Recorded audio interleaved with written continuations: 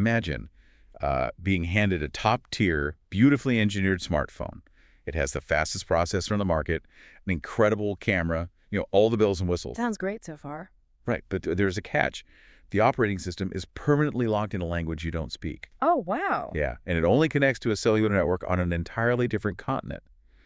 And if you try to open the settings to, adjust anything to fit your actual needs, the phone just shuts down. Well, I mean, it's functionally a brick at that point. You're holding a device with massive theoretical power, but absolutely zero practical utility for your day-to-day reality. Exactly.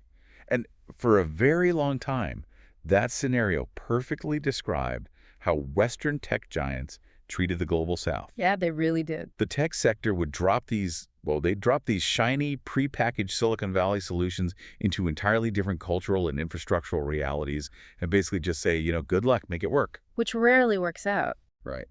But that era is ending. Welcome to the Deep Dive. Today, you are joining us to explore a massive shift in international development.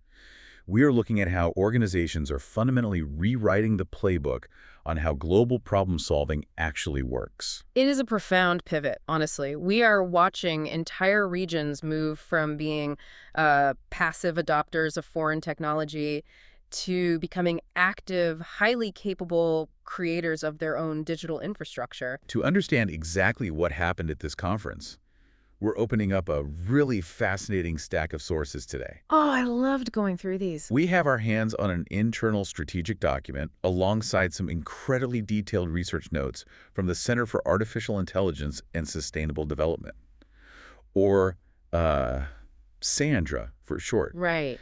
These were penned directly by Dr. Alex Essome and his research team, who were actually on the ground at the event. Which gives us such a great perspective. It really does. So our mission today is to synthesize these notes and show you how the global South and African organizations in particular are using the cloud to completely flip the script. And, if you are listening to this and thinking, well, I don't work in the nonprofit sector, why does this matter to my career or my life? I'll tell you. Please do. What we are seeing here is a masterclass in innovation under severe constraints. These are organizations dealing with literal life or death stakes, working with fractions of the budgets that corporate giants have. Right, they don't have endless resources. Exactly. Yet they are pioneering cutting-edge tech applications. If you want to know how to build technology that is resilient, highly efficient, and deeply impactful, this is the exact space you need to be watching. Okay, let's unpack this. The absolute loudest drumbeat coming out of this conference, and it is heavily underlined all over Dr. Essome's notes, is the transition from generative AI to what they're calling agentic AI. Yes, a huge, huge shift. And we need to make sure we understand that distinction. Think about it like this. Generative AI is like having a brilliantly smart encyclopedia on your desk. Right. It knows almost everything, but it just sits there waiting for you to ask it a specific question.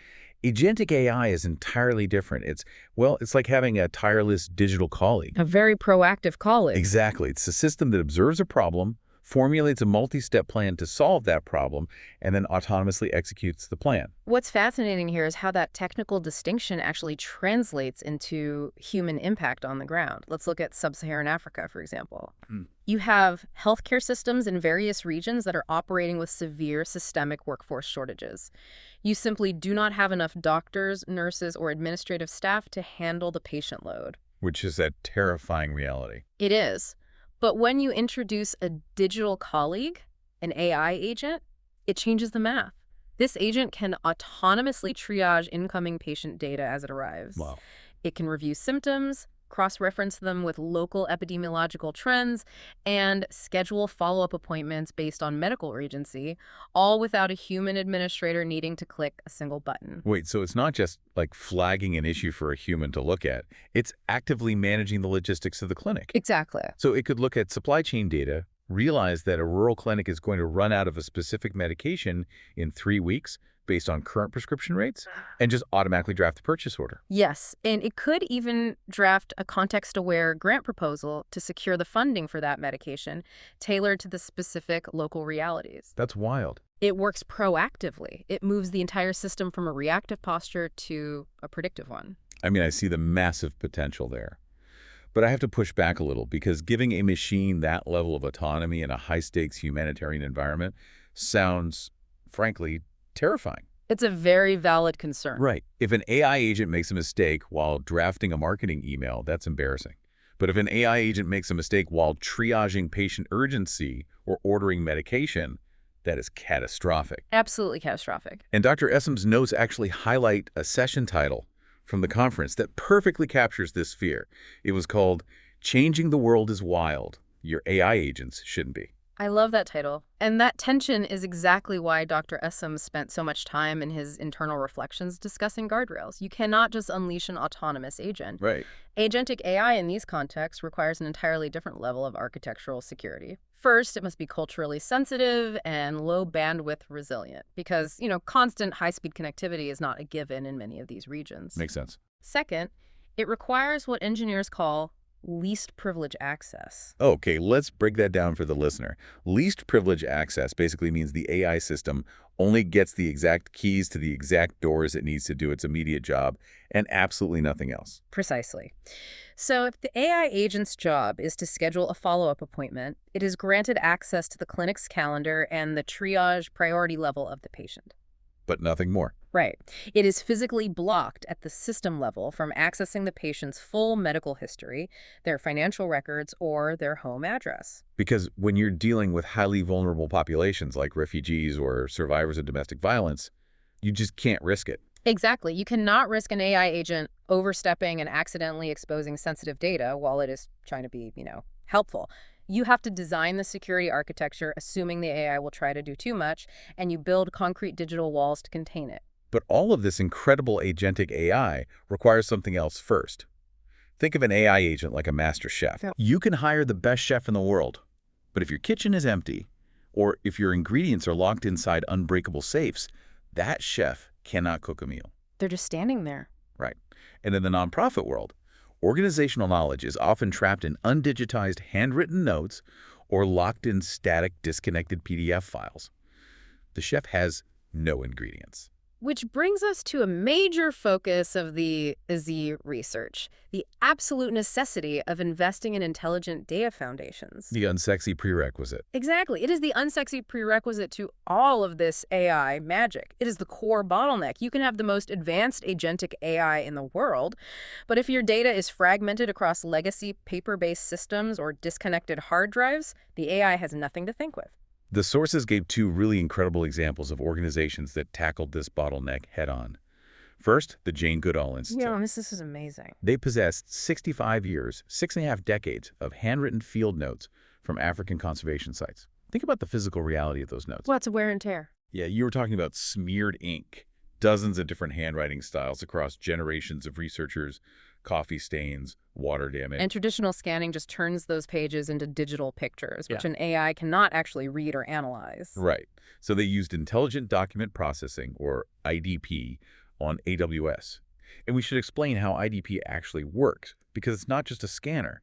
It uses machine learning to understand context. How so? Well, if the IDP system scans a page and sees a water-damaged, illegible smudge right next to the clearly written word chimpanzee, the AI looks at the surrounding sentences. Oh, I see. It infers whether that smeared word is diet or behavior based on the contextual syntax. It completely digitized and translated that massive archive. Suddenly, dead paper became a structured, searchable, relational database. That's incredible. And they are now using that historical data for cutting-edge climate resilience modeling and community-led conservation. The second example is just as powerful, but in the medical field. The National Marrow Donor Program, the NMDP. They applied cloud-based predictive analytics to their vast troves of historical donor data. Predictive analytics works by feeding thousands of past successful and failed matches into an algorithm. So it can look for trends. Exactly. So it can identify hidden patterns, maybe genetic markers or demographic correlations that human doctors simply couldn't spot in the raw numbers. By doing this, they achieved a 20% increase in successful transplants. Wow. 20% is massive. It is. And crucially, that improvement dramatically increased equity for ethnically diverse populations who traditionally have a much harder time finding matches. The data was always there, it just needed the right foundation to become actionable. I hear that, and the results are undeniably incredible. But I have to play devil's advocate for you for a second here. Think for it.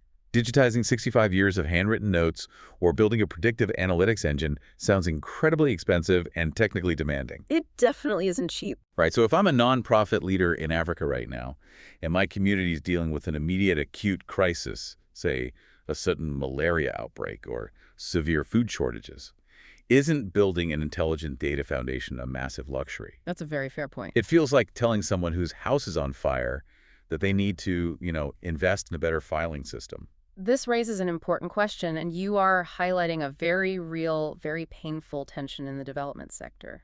The immediate crisis always demands the immediate budget, Naturally. but Dr. Essome's research heavily counters this mindset. His argument is that fragmented, bad data is exactly what keeps organizations trapped in a permanent cycle of reactive crisis management. So they never get ahead of the problem. Exactly. Now, the recommendation from CAD is not to pause all operations and digitize every single piece of paper the organization owns. So how do they approach it without bankrupting their immediate relief funds? You start with highly targeted, low-cost pilots in high-value domains. For instance, CAISD points to projects that focus solely on digitizing the specific data streams needed to predict cholera outbreaks in highly vulnerable regions. Okay. Or tracking epilepsy care awareness across a network of rural clinics. You don't try to boil the ocean. Just digitize what matters most right now. Yes. You digitize the specific information that allows you to move from merely reporting on a cholera outbreak after people are already sick to proactively predicting where the water supply will fail next week and mitigating it before it happens. I see. That strategic, narrow digitization actually accelerates your time to impact. It saves massive amounts of money and resources in the long run. Okay, that makes a lot of sense. You build the data foundation brick by brick, starting where it hurts the most. Exactly. But here's where it gets really interesting. Let's say an organization gets its critical data digitized. The chef has the ingredients. They are ready to build those autonomous AI agents we talked about earlier. The fun part. A massive, almost existential question suddenly emerges. Whose values are actually driving the machine? And that is arguably the most critical conversation happening in global technology right now. It echoed all throughout the MGM National Harbor. The sources point to a deep, rising reliance on the African philosophy of Ubuntu. The rough translation is, I am because we are. Such a powerful concept. It really is. It is a profound, foundational emphasis on interconnectedness, shared responsibility, and community over the individual. Right. At the conference, musician and activist John Legend actually had a fireside chat with AWS Vice President Dave Levy.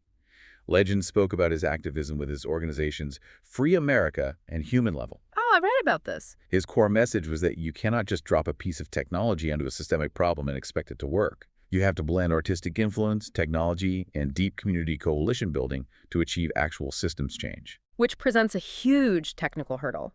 If African nonprofits are building community-first solutions based on Ubuntu, they cannot just plug their operations into a standard Western-centric AI model. Because they're fundamentally misaligned. Exactly. Yep. Standard large language models are, well, they're trained overwhelmingly on Western internet data. So they inherently assume a worldview based on individual user speed, personal property, and hyper-individualistic goals. Right. The values, the language, the basic context, they are entirely misaligned with a communal philosophy. Give me a concrete scenario of what that misalignment actually looks like in practice. Okay, let's say you deploy a standard Western AI to help manage agricultural resources in a rural village. If a single farmer asks the AI, how can I maximize my crop yield this week? The Western AI will tell them to divert as much water as possible to their specific field right now. Because it's trying to help that specific user. Exactly. It is optimizing for that individual user's immediate success. But an AI trained in an Ubuntu framework approaches problem solving as a collective resource management issue. Oh, wow. Yeah. That Ubuntu-trained AI would look at the entire village's crop cycle, recognize that the water table is low, and instead suggest a shared, staggered watering schedule that ensures every farmer survives the dry season. It changes the entire output of the system. That is a staggering difference. It changes the very definition of a correct answer. It really does. So how do these organizations actually build that Ubuntu AI? Because, training a massive AI model from scratch costs billions of dollars. Well, they don't have to build the foundational architecture from scratch. The conference highlighted how organizations are using tools like Amazon Bedrock. Okay, what is that? Think of Bedrock like a massive cloud-based workshop. It gives you all the heavy machinery and access to existing foundational AI models, but it allows you to easily customize them with your own specific data and instructions. So they use the workshop to build something entirely new. Exactly. And the CASE notes mention a fascinating aspirational example of this. They call them Vibrio variants. Yes, VB. These are custom AI models specifically designed to function in low bandwidth settings. But more importantly, they are trained heavily on regional dialects and fed diverse local data. Which is so crucial. This isn't just about cultural pride, it's about functional accuracy. If an AI doesn't understand the local dialect or the context of a local supply chain, its advice is worse than jealous. It's actively detrimental. Right. Vibrio variants are AI built for the actual environment they live in. And building on that philosophy of Ubuntu, a critical part of localized AI is maintaining the human touch. When you introduce powerful technology into trauma-informed development work like in post-conflict zones, refugee camps, or disaster recovery, there's a massive fear that the AI will sanitize the process and erode human empathy. It seems like an impossible tightrope walk. How do you scale the efficiency of an AI without turning compassionate care into a robotic transaction? You let the AI do what machines do best, so humans can do what humans do best. I like that. The sources looked at sessions featuring the American Red Cross and the Boys Town National Hotline. They demonstrated that by using rigorous, human-centered design, you position the AI to handle the crushing logistical load. Like the paperwork and sorting. Exactly. The AI does the heavy data sorting, the preliminary triage, the resource routing. By removing that administrative burden, the human aid workers suddenly have the emotional bandwidth and the time to actually sit down and connect with the people in crisis. So it frees them up. Right. The AI acts as the supporting infrastructure for human connection. It never replaces the human in the loop. Philosophically aligned, localized AI that perfectly balances technological efficiency with human empathy. It was an incredibly inspiring vision. It really is. But, it requires serious infrastructure, it requires engineering talent, and above all, it requires money. How do these resource-constrained organizations actually pay to build all of this? Well, if we connect this to the bigger picture, achieving this requires a fundamental shift in the entire business model of international development. African nonprofits and Global South organizations have to transition from just buying software licenses from Western companies to actively building and owning their own solutions. Right. And the sources highlight a brilliant example of this transition. Bernice Martin-Lee, the CEO of the Epilepsy Foundation, gave a presentation on how they used AWS alongside Anthropic's Claude. Oh, Claude is fantastic. Yeah, and just to clarify for the listener, Claude is a highly conversational, deeply nuanced, large language model that is particularly good at analyzing complex text. Very true. The Epilepsy Foundation didn't just buy a pre-made chatbot. They used Claude to analyze their own proprietary organizational data, and they built a highly empathetic AI assistant specifically tailored for their beneficiaries. And by doing that, they accomplished something revolutionary. They turned their decades of institutional knowledge into a proprietary digital asset. Which changes everything. It does. That asset drastically improves how they deliver their programs, but it also creates the potential for sustainable revenue streams. They aren't renting the engine anymore. They built the engine themselves. But they don't have to build it in total isolation, which is crucial. The conference heavily promoted the AWS Partner Network, or the APN. Right, the APN. This is a massive global ecosystem where African organizations can join as official partners. By joining, they get access to high-level technical mentorship, one-on-one expert consultations, and direct cloud computing credits. It effectively subsidizes the cost of their innovation. But it is not a charity handout. It is a mutual exchange. In return for that technical support, these local organizations contribute something invaluable back to the broader tech ecosystem, hyper-localized insights. Like what kind of insights? They provide the real-world data on linguistic diversity, on low-connectivity engineering constraints, and on cultural nuances that Western tech companies desperately need to make their global tools actually work worldwide. And there was a very immediate real-world mechanism launched at the conference to fuel this. March 19, 2026, the exact day of the event, was also the official launch of the new AWS Imagine Grant cycle. Perfect timing. Right. This isn't just theoretical support. This is a tangible pathway providing cash awards, substantial promotional credits, and dedicated AWS technical expertise to help these specific types of organizations scale their ideas. The capital is actively being deployed to make these Ubuntu-inspired AI agents a reality. It provides the financial fuel required to take these localized AI models from small, isolated pilot programs to robust, continent-wide solutions. So what does this all mean? When you step back and look at the 10th anniversary of the AWS Imagine conference, the overwhelming takeaway is that the AI era does not have to be a repeat of history. Absolutely not. It does not have to be a story of the global south being left behind or perpetually playing catch-up to Silicon Valley. By combining robust, intelligent data foundations with proactive, agentic AI and guiding all of that immense power with the collaborative, community-first spirit of Ubuntu, African organizations are taking the steering wheel. They really are. They are shaping the future of global technology and development entirely on their own terms. And as you listen to this, I want you to reflect on your own relationship with the technology in your specific field or industry. Ask yourself, are you just a passive consumer of the tools your industry hands you, adjusting your workflows to fit a machine built by someone else? That's a great question. Or are you looking at the unique data you have, the specific realities of your community or your business, and actively co-creating your own solutions? Because what the CISD research shows us is that the organizations with the absolute fewest resources are proving that active co-creation is entirely possible right now. And I want to leave you with a final thought to chew on today, something that really builds on the massive philosophical shift Dr. Essome observed. Let's hear it. If the global south successfully pioneers these powerful AI systems that are deeply rooted in the communal "I am because we are" philosophy of Ubuntu, what happens when those community-centric AI agents inevitably have to interact with the hyper-individualistic AI models trained in the West? Oh, wow. Right? If an Ubuntu supply chain agent has to negotiate resources with a Western corporate agent, optimizing only for its own profit margins, how does that digital conversation play out? Could the next great technological breakthrough actually be a philosophical one? That is a fascinating scenario. Imagine trying to run a community-driven operating system on that lockdown, individualistic smartphone we talked about at the very beginning. The clash and the potential synthesis is going to be incredibly fascinating to watch. It is going to be a profound collision of human values, entirely written in code. Thank you so much for joining us on this deep dive. We will catch you next time.